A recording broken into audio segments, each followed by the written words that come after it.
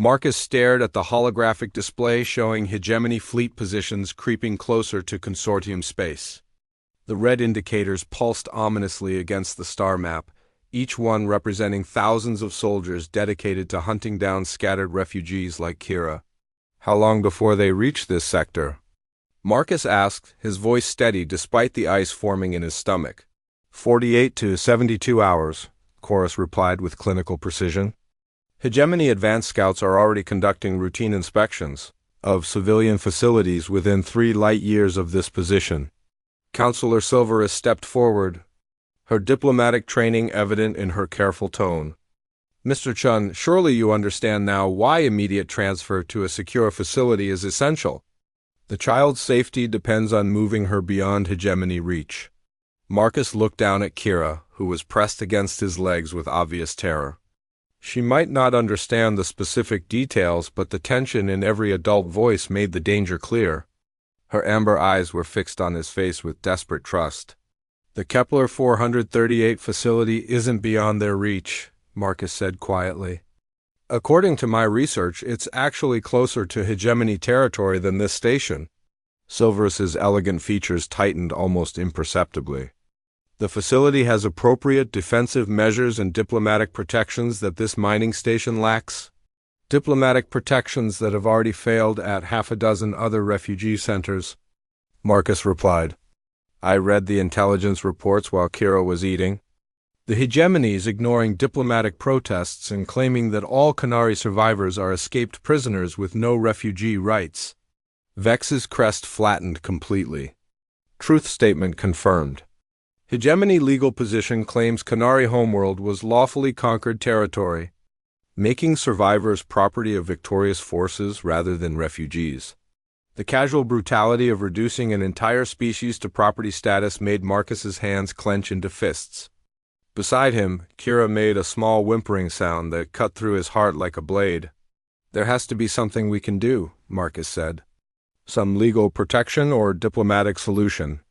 Lieutenant Chorus deactivated his holographic display with a sharp gesture. The only practical solution is immediate transfer of the refugee to hegemony custody when their ships arrive. Cooperation might prevent hostile action against this station. The suggestion hung in the air like a toxic cloud. Marcus felt Kira's small hand grip his coveralls even tighter. You want to hand her over to the people who destroyed her world and killed her family, Marcus said, his voice dangerously quiet. I want to prevent a diplomatic incident that could result in military action against a civilian facility, Chorus replied coldly. The needs of many outweigh the needs of one? The needs of many, Marcus repeated slowly, a strange calm settling over him. You know what? You're absolutely right.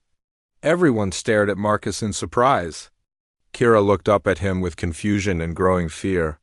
However, Marcus continued, his voice taking on a tone that none of them had heard before. You're thinking too small. He gently lifted Kira and settled her on the couch, then moved to his personal workstation.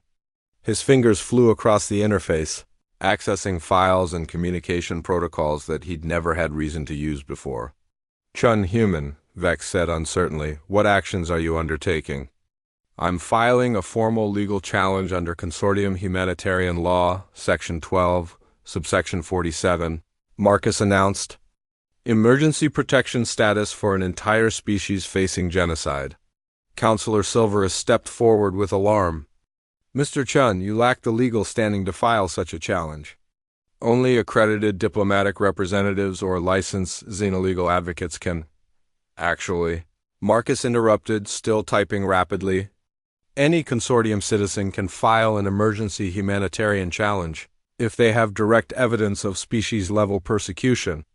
I'm uploading sensor data from this station that proves hegemony forces are actively hunting Canary survivors across multiple star systems. Chorus moved closer to the workstation, his expression darkening. That sensor data is classified security information. Unauthorized transmission constitutes espionage. Marcus paused his typing to look directly at the lieutenant. The data I'm transmitting shows hegemony ship movements in public space. No classified military intelligence is included. I spent 3 years learning consortium regulation compliance. and I know exactly what I can and cannot legally transmit. Even if your legal challenge has merit, Silverus said carefully. The processing time for emergency humanitarian petitions is typically 6 to 8 weeks. The child's immediate safety cannot depend on bureaucratic procedures. You're right again, Marcus agreed. Which is why I'm also invoking Emergency Protocol 99 Alpha. The silence that followed was profound. Vex's crest quivered with what Marcus had learned indicated complete shock. Emergency Protocol 99 Alpha? Vex whispered.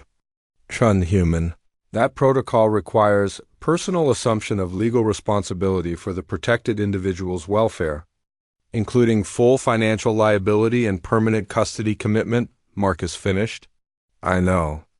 I'm also requesting immediate emergency transport to Consortium core systems for formal asylum processing.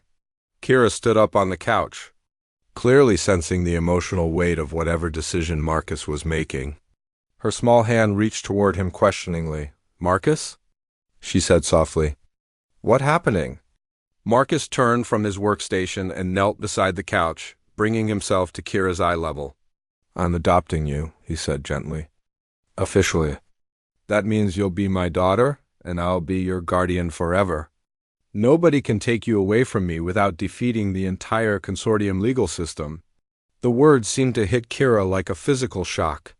Her amber eyes went wide, and for a moment Marcus worried he'd made a terrible mistake by moving too fast. Then Kira launched herself into his arms with a force that nearly knocked him backward. She buried her face against his shoulder and began crying, not the terrified whimpering she'd done earlier, but deep, body-shaking sobs of relief and gratitude. Family? She whispered against his neck. Family, Marcus confirmed, his own voice thick with emotion. Forever and always. Lieutenant Chorus made a sound of disgust. Emotional manipulation will not alter legal realities. Emergency Protocol 99 Alpha requires approval from 3 separate Consortium departments and carries criminal penalties for fraud or abuse. I'm aware of the requirements, Marcus said, still holding Kira close. I'm also aware that once the protocol is formally invoked, the protected individual cannot be removed from their guardian's custody pending investigation. The process typically takes several months. Counselor Silverus approached with what Marcus recognized as practiced diplomatic concern. Mr. Chun, I admire your commitment, but you cannot possibly understand the long-term implications of formal adoption. Canary children require specialized care, cultural education, and psychological support that I'll learn to provide, Marcus interrupted. I've got a good job, stable income, and 3 years of experience working with different species. More importantly, I've got something that overcrowded refugee facilities can't offer. Which is?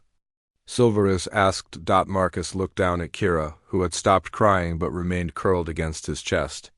Someone who already loves her unconditionally.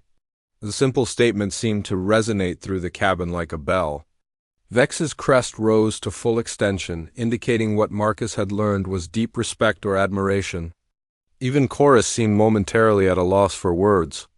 Love is insufficient protection against military force, Chorus finally said, though his voice lacked its earlier certainty. Maybe, Marcus agreed. But legal adoption creates a very different situation. If hegemony forces want to take my legally adopted daughter, they'll have to go through consortium courts, diplomatic channels, and probably the media. The political cost becomes much higher than the intelligence value. His workstation chimed with incoming responses to his legal filings. Marcus gently set Kira back on the couch and returned to check the messages. Well, he said, unable to suppress a smile. Emergency humanitarian protection has been granted pending full review. Emergency Protocol 99 Alpha has been accepted for processing, and ... He paused, reading a particularly surprising message. Apparently my legal challenge has been escalated to the Consortium Council for immediate consideration. Vex approached the workstation with obvious curiosity. Escalation typically occurs only when issues carry broad interspecies implications. What triggered council involvement? Marcus scanned the official notification. According to this, 17 other consortium citizens have filed similar challenges in the past 6 hours, all involving Canary refugees. My filing was apparently the first to include comprehensive sensor data proving systematic hunting operations. The implications began to sink in for everyone in the room. What had started as one human protecting one child had somehow become a catalyst for a much larger legal and political confrontation. 17 separate challenges? Silverus repeated with growing alarm. Mr. Chun, do you realize what you may have initiated? A legal precedent that might actually save lives? Marcus suggested. I'm okay with that. Chorus activated his communication device with sharp, angry movements.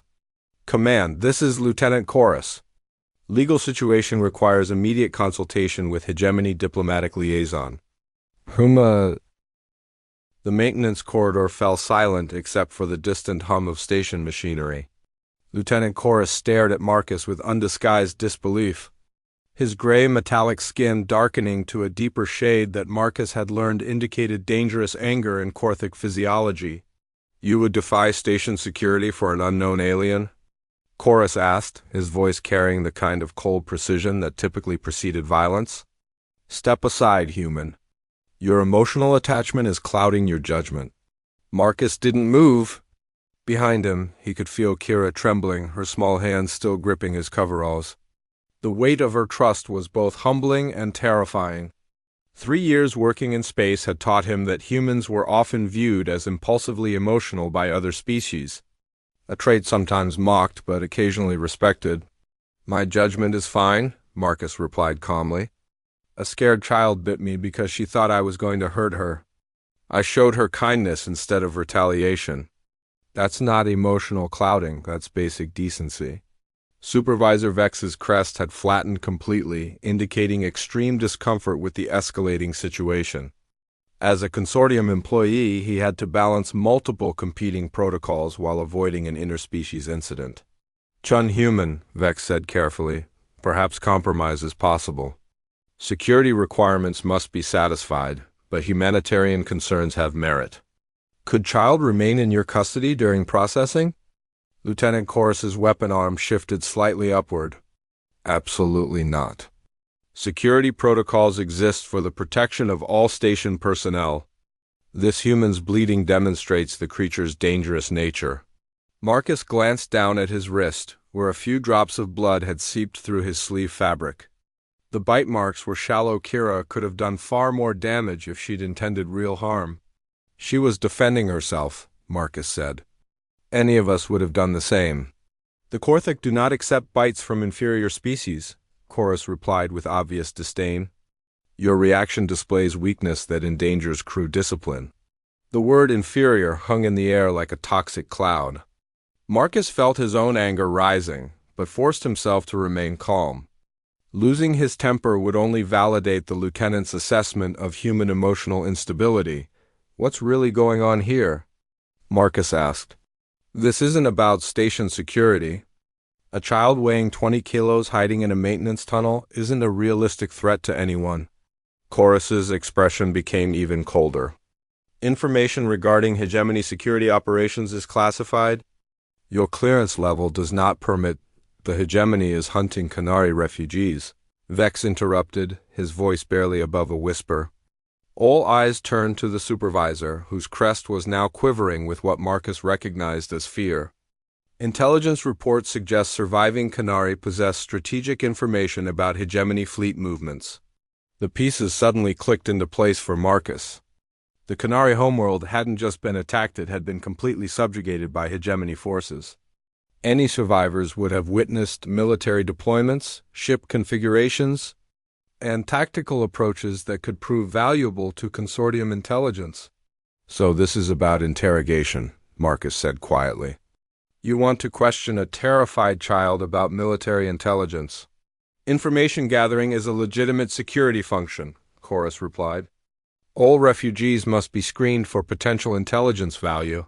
Marcus felt Kira press closer against his legs. Even without understanding the specific words, the tone of the conversation was clearly threatening.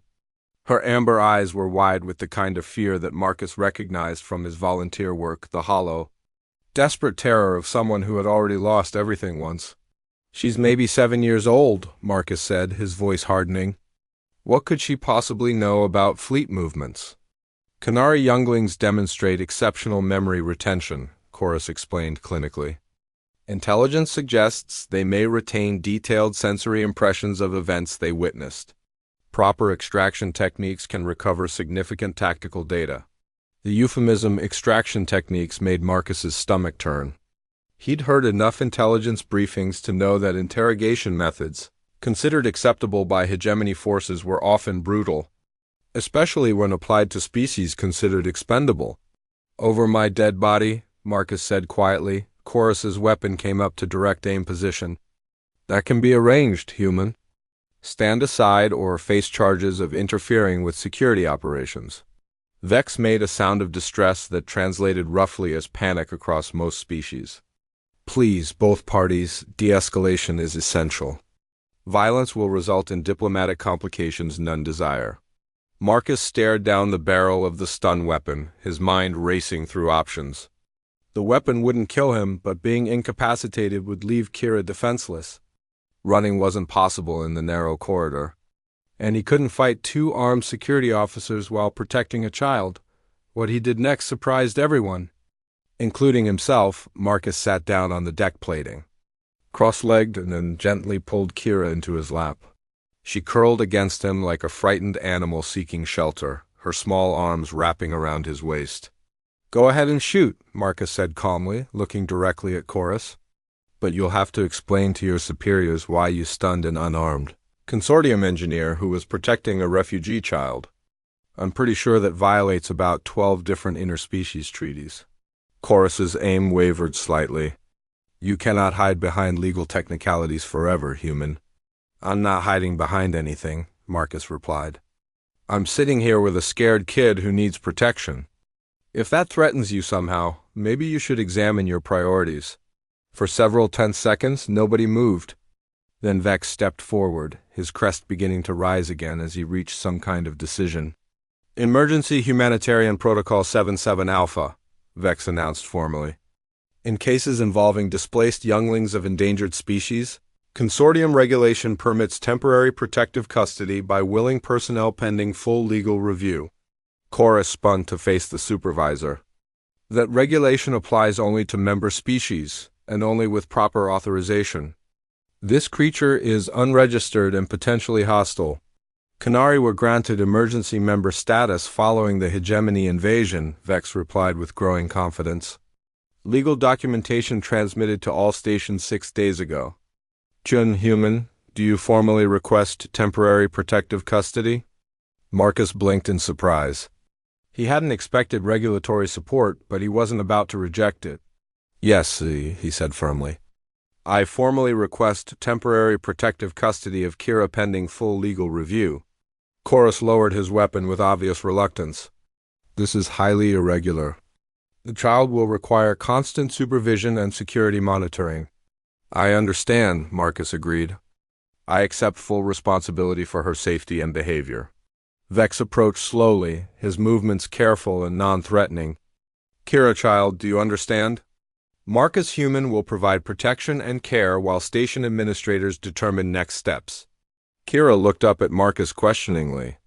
Her amber eyes held intelligence far beyond her apparent years, along with a wariness that spoke of terrible experiences. "Would you like to stay with me for a while?"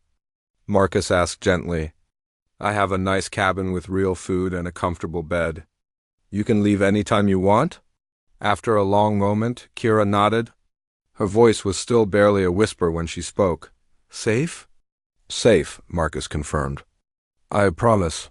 Chorus made a disgusted sound, but stepped aside as Marcus stood with Kira in his arms. She was lighter than he'd expected, probably malnourished from days or weeks of hiding in the station's depths. "Protective custody documentation must be filed within 4 hours, Chorus stated. "Any violation of security protocols will result in immediate termination of arrangements." Marcus nodded acknowledgement but didn't respond verbally. His priority now was getting Kira somewhere warm and secure where she could begin to feel safe.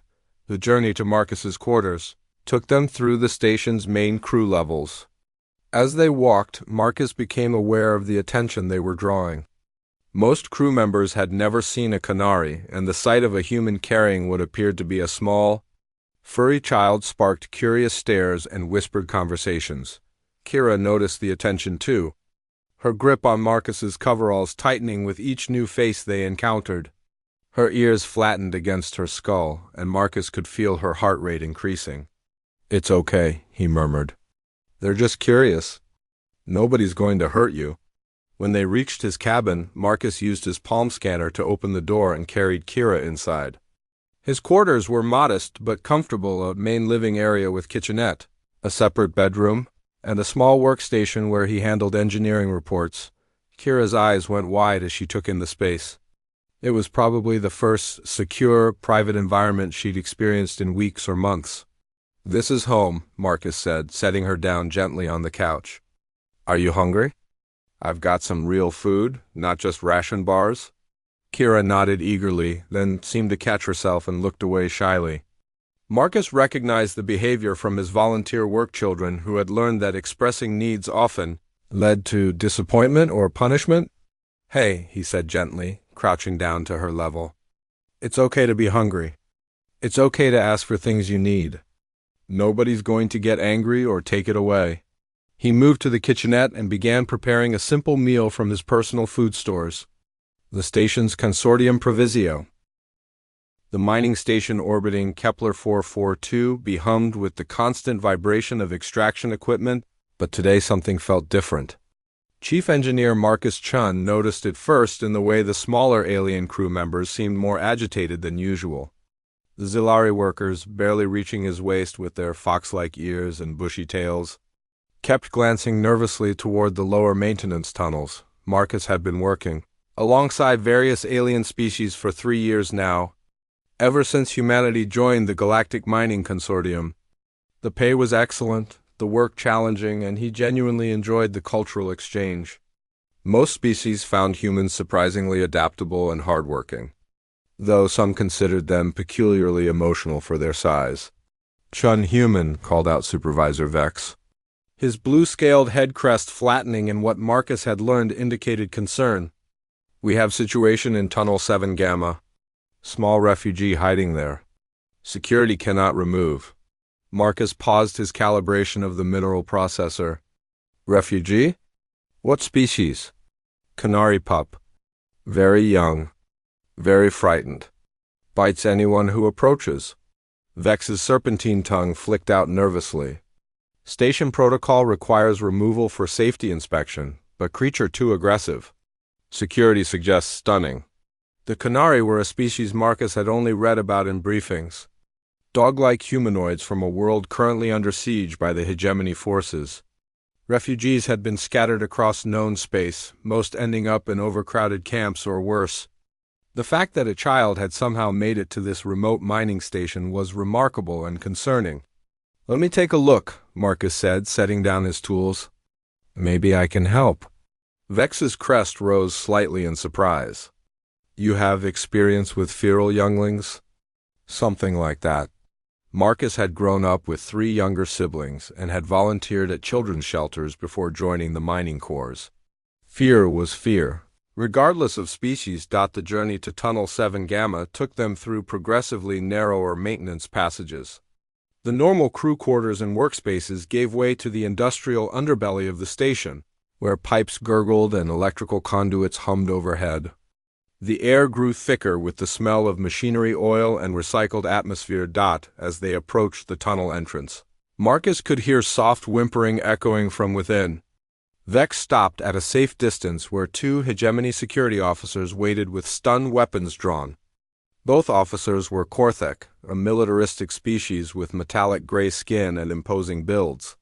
"Status report," Vex demanded, the taller security officer. His rank insignia indicating a lieutenant, straightened. "Subject is approximately 60 centimeters tall, appears malnourished and frightened. Every approach results in aggressive defensive behavior. Standard protocol suggests immediate stunning and removal." "Any idea how she got here?" Marcus asked, the lieutenant's black eyes fixed on Marcus with barely concealed irritation. "It is irrelevant. The creature poses a security risk and violates station quarantine procedures. We request permission to proceed with neutralization." The word neutralization made Marcus's stomach clench. In his experience, when hegemony forces use that term regarding refugees, the outcome was rarely positive. The hegemony maintained strict population controls and viewed displaced persons as inherently suspicious. "Give me 5 minutes," Marcus said. "Let me try talking to her." The lieutenant's expression darkened. "Human Chun, you lack authority in security matters. This creature has already demonstrated hostile behavior." "She's a scared kid," Marcus replied firmly. "And I'm not suggesting you stand down. Just let me try a nonviolent approach first." Vex looked between them uncertainly. As a consortium employee, Marcus technically had the right to request accommodation for humanitarian concerns, but station security held broad discretionary powers. 3 minutes, the lieutenant conceded grudgingly. "Any sign of danger, we intervene." Marcus nodded and approached the tunnel entrance slowly. The passage was barely tall enough for him to walk upright, designed for maintenance drones rather than personnel. His flashlight beam revealed a narrow space lined with power conduits and water recycling pipes about 20 meters in. He found her. The canary pup was pressed against the far wall in a space where several pipes created a small alcove. She was tiny, probably no older than 6 or 7 in human equivalent years. Her fur was a mottled brown and gold color, matted and dirty from hiding in the station's bowels. Large amber eyes reflected his flashlight beam with obvious terror. Her small hands clutched what appeared to be a makeshift weapon, a sharp piece of broken metal. "Hey there," Marcus said softly, crouching down to appear less threatening. "I'm Marcus. What's your name?" The pup's ears flattened against her skull, and she bared small but sharp teeth in warning. A low, growling sound emanated from her throat. Marcus slowly reached into his pocket and pulled out his daily food ration bar. The standard consortium nutrition blocks were designed to be palatable to most species. He unwrapped it carefully and broke off a small piece, placing it on the ground between them. "I bet you're hungry," he said, maintaining his calm tone. "This isn't the best food in the galaxy, but it'll help." The pup's nose twitched, clearly detecting the food's smell, but she remained pressed against the wall.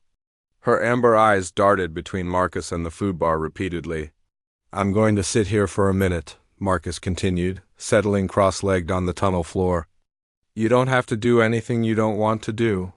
For several long minutes, they remained in this standoff. Marcus could hear the security officers growing impatient behind him, their heavy boots shifting on the deck plating. The lieutenant called out that his time was almost up. The pup suddenly made a decision. She darted forward with surprising speed, snatched the piece of food, and immediately retreated. As she grabbed it, her movements brought her close enough that Marcus could see the desperate hunger in her eyes and the way her ribs showed through her matted fur. "There you go," he said encouragingly. "There's more if you want it." But as the pup backed away, something went wrong. In her haste and fear, she stepped on a loose piece of metal debris. Her foot slipped, sending her tumbling forward. Instinctively, Marcus reached out to catch her. The moment his hand touched her arm, the pup reacted with pure panic. Her teeth sank into his wrist, just above his work glove, piercing the fabric of his sleeve and drawing blood. Pain shot up Marcus's arm, but his primary reaction was concern rather than anger. The bite itself wasn't severe, but he could feel the pup's entire body trembling with terror. She was holding on not out of aggression, but out of absolute desperation. "It's okay," he whispered, though she probably couldn't understand his words. "You're okay?" Behind him, he heard the sharp activation sound of stun weapons being charged. "Hostile contact!" the lieutenant barked. "Deploying countermeasures. Wait." Marcus called over his shoulder, but he could already hear the security officers moving forward. In that critical moment, Marcus made a choice that would be remembered across a dozen star systems. Instead of pulling away or calling for help, he slowly wrapped his free arm around the terrified pup and drew her closer to his chest. "I've got you," he murmured. "Nobody's going to hurt you." The canary pup's bite loosened in confusion. This wasn't the reaction she'd expected. In her short life, being grabbed by larger beings had always meant pain or worse. But this strange alien was holding her gently, protectively, even as her teeth remained embedded in his wrist.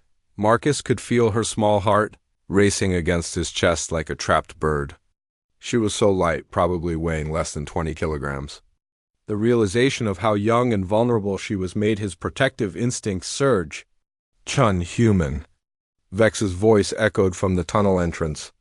"What is your status?" "We're fine," Marcus called back, his voice steady despite the pain in his wrist.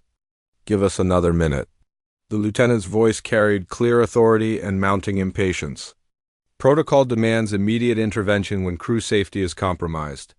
Stand aside for stunning." Marcus felt the pup's grip tighten slightly at the harsh tones behind them. Her amber eyes were wide with renewed fear, darting between his face and the tunnel entrance where the threatening voices originated. "Listen to me," Marcus said quietly, looking directly into her eyes. "My name is Marcus. I know you're scared, but I promise you're safe now. Can you let go of my hand? I won't move away unless you want me to." The pup studied his face intently, as if trying to read his intentions. Slowly, carefully, she released her bite. Marcus's wrist throbbed, and he could see small puncture marks bleeding through his sleeve, but the wounds weren't serious. "Thank you," he said softly. "That shows a lot of courage." For the first time, the pup's ears rotated forward slightly, indicating curiosity rather than pure fear.